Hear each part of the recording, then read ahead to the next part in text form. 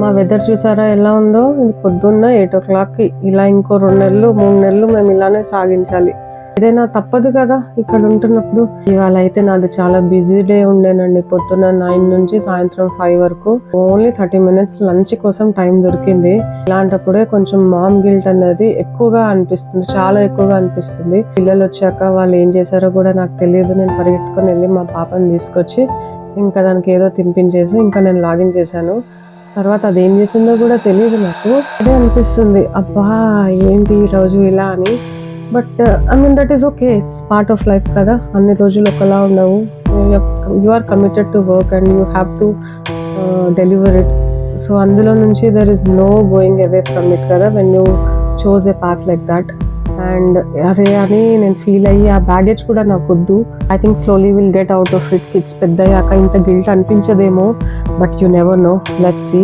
But so ఇదండి నా lunch ఈరోజు. నేను చాలా బిజీ ఉండే. ఆమ్లెట్ కూడా శ్రీధరే వేసి ఇచ్చాడు. బట్ మీల్ ప్రెప్ చేయడం వల్ల అట్లీస్ట్ నా ప్లేట్ మీద కర్రీ ఇంకా పప్పు వచ్చింది. లేదంటే అది కూడా వచ్చేదే కాదు ఇవాళ నేనున్న బిజీ స్కెడ్యూల్లో కూడా నేను బ్యాలెన్స్డ్ మీల్ అన్నది చేయగలుగుతున్నాను. సో అదండి ఇవాళ నా స్టోరీ. రేపు నా మీల్ ఏదో చూడాలి అనుకుంటే నన్ను ఫాలో చేయండి. రేపు నా వీడియో మళ్ళీ చూడండి. నేను మీకోసం వెయిట్ చేస్తూ ఉంటాను.